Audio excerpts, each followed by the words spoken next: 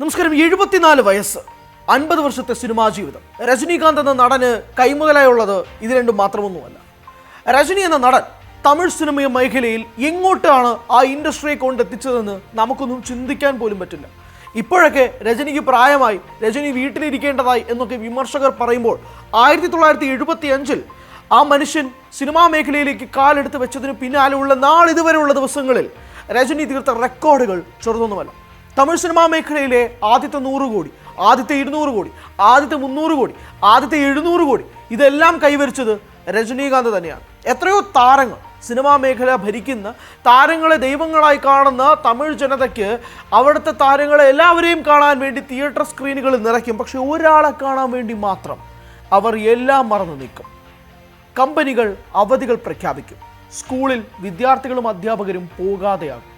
എല്ലാവരും പോകുന്നത് ആ വെള്ളിയാഴ്ച ദിനത്തിൽ ആ തിയേറ്റർ സ്ക്രീനിലേക്കാണ്. കാണാൻ പോകുന്നത് സാക്ഷാൽ രജനീകാന്തിനെ.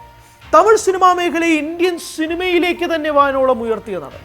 ഇന്ത്യൻ സിനിമാ മേഖലയിൽ ഒരു സൂപ്പർ താരമുണ്ടെങ്കിൽ അത് രജനീകാന്ത് തന്നെയാണ്. ഇന്നും പല താരങ്ങൾക്ക് മേൽ ഫാൻ ഫൈറ്റുകൾ നടത്തുമ്പോൾ ആ താരങ്ങളെല്ലാവരും ഒരേ സ്വരത്തിൽ പറയും, ഞാൻ സൂപ്പർ സ്റ്റാർ അല്ല, സൂപ്പർ സ്റ്റാർ രജനീകാന്താണ്. ഇന്ന് വിമർശകർ പറയുന്ന കാര്യം കേൾക്കുമ്പോൾ സത്യം പറഞ്ഞാൽ എനിക്ക് ശരിയാണ് വരുന്നത്. അവർ പറയുന്നത് രജനിക്ക് ഇന്ന് ഒറ്റയ്ക്ക് സിനിമ മുന്നോട്ട് കൊണ്ടുപോകാൻ സാധിക്കില്ല, മാർക്കറ്റില്ല രജനിക്ക്, രജനിയുടെ പടം കാണാൻ ആൾ വരില്ല, രജനിക്ക് ഇനി ഒരു മൾട്ടി സ്റ്റാർ സിനിമ ഉണ്ടെങ്കിൽ മാത്രമേ രജനിക്ക് പിടിച്ചു നിൽക്കാൻ സാധിക്കുകയുള്ളൂ എന്നൊക്കെ വിമർശകർ പറയുന്നത് കേൾക്കുമ്പോൾ ചിരിയാണ് വരുന്നത്. ആ വിമർശകരോടൊരു വാക്ക്, വിമർശകരെ, രജനിക്ക് മൾട്ടി സ്റ്റാർ കിട്ടിയിട്ട് വേണ്ട രജനിക്ക് പിടിച്ചു നിൽക്കാൻ. രജനിയോടുള്ള സ്നേഹവും ആരാധനയും കൊണ്ടാണ് ആമിർ ഖാനും ഷാരൂഖ് ഖാനും ഉപേന്ദ്രയും ഉൾപ്പെടെയുള്ള താരങ്ങൾ രജനിയുടെ പടത്തിൽ അഭിനയിക്കാൻ വരുന്നത്. ഉപേന്ദ്രയൊക്കെ കൂലിയുടെ ഓഡിയോ ലോഞ്ചിൽ വന്ന് വണങ്ങി തൊഴുന്നത് നമ്മൾ കണ്ടു. ഉപേന്ദ്ര ആരാണ്? കന്നഡ സിനിമാ മേഖലയിലെ വൺ ഓഫ് ദി OG ഡയറക്ടറാണ്. ഇന്ത്യൻ സിനിമയിലെ OG director, one of the best ഡയറക്ടേഴ്സാണ് ഉപേന്ദ്ര. ആ ഉപേന്ദ്രയാണ് രജനിക്ക് മുന്നിൽ തൊഴുതു നിൽക്കുന്ന കാഴ്ച കൂലി ഓഡിയോ ലോഞ്ചിൽ കണ്ടത്. ആമിർ ഖാൻ 1 രൂപ പോലും പ്രതിഫലം വാങ്ങാതെയാണ് കൂലിയിൽ വന്ന് അഭിനയിച്ചത്. ഇങ്ങനെ താരങ്ങൾ നിരവധിയാണ്. അക്ഷയ് കുമാർ 2.0 എന്ന സിനിമയിൽ വില്ലൻ വേഷത്തിൽ അക്ഷയ് കുമാർ എത്തുമ്പോൾ പോലും അക്ഷയ് പറഞ്ഞത് താനൊരു രജനി ആരാധകനാണ്. റാവൺ എന്ന സിനിമയിൽ രജനീകാന്തിൻ്റെ ഒരു ആൾരൂപം പോലെ രജനി അല്ല അഭിനയിച്ചത്, എന്നാൽ പോലും ഷാറൂഖ് ഖാൻ തന്നെ പറയുന്നത് one and only super star അത് രജനി സാർ ആണെന്നുള്ളത്. എത്രയോ Salman Khan, you take the list, Amitabh Bachchan തുടങ്ങി ആരെ വേണമെങ്കിലും നിങ്ങൾ എടുത്തോ. ആ മനുഷ്യനുള്ള ആരാധനയും സ്നേഹം കൊണ്ട് മാത്രമാണ് അമിതാഭ് ബച്ചൻ വേട്ടയൻ എന്ന സിനിമയിൽ രജനിക്കൊപ്പം അഭിനയിക്കാൻ എത്തിയത്. അതുകൊണ്ട് രജനിക്ക് ഇത് ഒരു മൾട്ടി സ്റ്റാർ പടമാക്കിയിട്ട് കാര്യമൊന്നുമില്ല.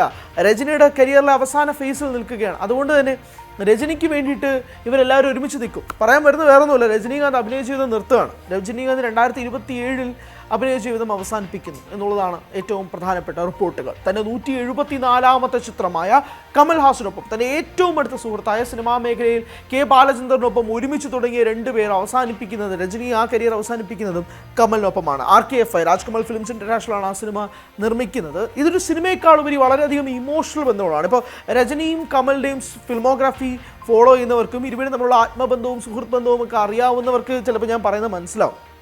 രജനി തന്നെ കരിയർ അവസാനിപ്പിക്കുന്നത് കമലിനൊപ്പമാണെന്ന് പറയുമ്പോൾ അത് വല്ലാത്തൊരു ഇമോഷണൽ ടച്ച് കൂടിയാണ് ആ കാര്യം എന്ന് പറയുന്നത്. 2 പേരും സിനിമാ മേഖലയിൽ ഒരുമിച്ചെത്തിയതൊന്നുമല്ല. കമലാവട്ടെ ചെറുപ്പം തൊട്ടേ അഭിനയം തുടങ്ങിയതാണ്. പക്ഷേ 2 പേർക്കും ഒരേ ഗുരുവാണ് കെ ബാലചന്ദ്രനുള്ള ട്രിബ്യൂട്ടും കൂടിയായിരിക്കാം രജനിയുടെ 174ാമത്തെ ചിത്രം. ആ ചിത്രം ആരാണ് സംവിധാനം ചെയ്യുന്നത് എന്ന കാര്യത്തിൽ ഇതുവരെ ഒരു വ്യക്തത വന്നിട്ടില്ല. പല പേരുകളിലായിട്ട് ഇങ്ങനെ മാറിക്കൊണ്ടിരിക്കുകയാണ്. ഇപ്പോൾ ഏറ്റവും ഒടുവിൽ നെൽസൺ ദിലീപ് കുമാറിലാണ് പേര് നിൽക്കുന്നത്. തുടങ്ങിയത് ലോകേഷിലാണ്, കറങ്ങിത്തിരിഞ്ഞ് പ്രദീപ് രംഗനാഥനിലേക്ക് വന്നു. പലരിലേക്കുമൊക്കെ ആയിട്ട് ചർച്ചകൾ പോയിട്ടാണ് ഇപ്പോൾ നെൽസൺ ദിലീപ് കുമാറിലേക്ക് ചർച്ചകൾ നീണ്ടു നിൽക്കുന്നത്. പക്ഷേ ആലോചിച്ച് നോക്കിക്കേ, ഇപ്പോഴും ആ മനുഷ്യന് വയസ്സായി, രജനിക്ക് പ്രായമായി എന്നൊക്കെ നമ്മൾ കളിയാക്കി വിളിക്കുന്നതല്ല, അദ്ദേഹത്തിന് ശരിക്കും വയ്യ എന്നുള്ള രീതിയിലേക്കാണ്. എന്നിട്ട് പോലും അദ്ദേഹം സിനിമയെ മുറുക്കിയാണ് പിടിക്കുന്നത്. അദ്ദേഹം കഴിഞ്ഞ ദിവസങ്ങളിൽ ഹിമാലയത്തിൽ പോയ ചിത്രങ്ങൾ ഉൾപ്പെടെ നമ്മൾ കണ്ടതാണ്. അദ്ദേഹത്തിൻ്റെ ഇപ്പോൾ ഷൂട്ടിംഗ് സെറ്റുകളാണ്. നിലവിൽ ജയിലർ 2ൻ്റെ ചിത്രീകരണത്തിനാണ് അദ്ദേഹം. രാഷ്ട്രീയത്തിലേക്ക് വരുമെന്ന് ആദ്യം പ്രഖ്യാപിക്കുന്നു, പിന്നീട് ആരോഗ്യ പ്രശ്നങ്ങൾ കാരണം ഇല്ലെന്ന് പറയുന്നു, വീണ്ടും രാഷ്ട്രീയത്തിലേക്ക് വരണമെന്ന് ആഗ്രഹം പ്രകടിപ്പിക്കുന്നു, പക്ഷേ വീണ്ടും ആരോഗ്യ പ്രശ്നങ്ങൾ അലട്ടുന്നു. ജനങ്ങൾക്കൊപ്പം നിൽക്കാനാണ് താൻ ആഗ്രഹിക്കുന്നതെന്ന് പലപ്പോഴായി രജനി പറയുകയും ചെയ്തിട്ടുണ്ട്. അപ്പോൾ അങ്ങനെ ഒരു സാഹചര്യത്തിൽ ഇതെന്തുകൊണ്ട് വരുന്നില്ല എന്നൊരു ചോദ്യം എപ്പോഴും ഉയർന്നിരുന്നു. അത് രജനിക്ക് രാഷ്ട്രീയത്തിലേക്കുള്ള പേടി കൊണ്ടാണെന്നൊക്കെ പറയുന്നത് ആരോഗ്യ പ്രശ്നങ്ങൾ കാരണമാണ് രജനിക്ക് രാഷ്ട്രീയത്തിലേക്ക് വരാതിരുന്നതെന്ന് നമുക്ക് എല്ലാവർക്കും അറിയാവുന്ന ഒരു കാര്യം തന്നെയാണ്.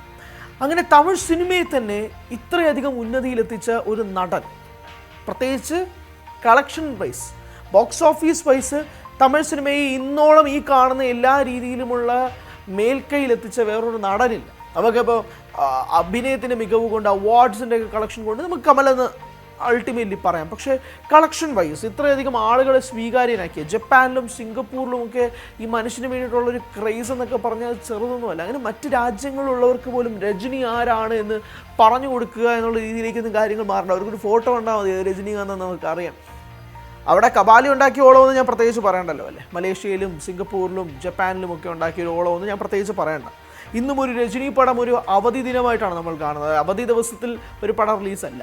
രജനിയുടെ പടം റിലീസാണെങ്കിൽ അന്ന് അവധി ദിവസം. അതാണ് കാര്യങ്ങളുടെ പോക്കെന്ന് പറയുന്നത്. എന്തായാലും ഈ 100 കോടിയും 200 കോടിയും 300 കോടിയും 700 കോടിയും ഒക്കെ പ്രേക്ഷകർക്ക് പരിചയപ്പെടുത്തിയ നാടൻ്റെ കയ്യിൽ നിന്നായിരിക്കണം തമിഴ് സിനിമയിൽ ആദ്യത്തെ 1000 കോടി എന്നുള്ളൊരു ആഗ്രഹം എനിക്കുണ്ടായിരുന്നു. പക്ഷേ എനിക്ക് കാര്യങ്ങൾ മാറുമോ ഇല്ലയോ എന്നൊന്നും അറിയില്ല. സംഭവിക്കട്ടെ എന്ന് മാത്രം ആത്മാർത്ഥമായിട്ട് ആഗ്രഹിക്കുന്നു. പല കോടി ക്ലബ്ബുകളും ആദ്യമായിട്ട് തമിഴ് പ്രേക്ഷകരിലേക്ക് മുന്നെത്തിക്കുകയും ഇന്ന് ബോക്സ് ഓഫീസ് കളക്ഷനിൽ സിനിമാ മേഖല സംസാരിക്കുകയും ചെയ്യുമ്പോഴേക്കും അതെല്ലാം ആ നടൻ്റെ സിനിമകൾ കൊണ്ടാണ് എന്നതും കൂടി ഓർക്കുന്നത് വളരെ നന്നായിരിക്കും.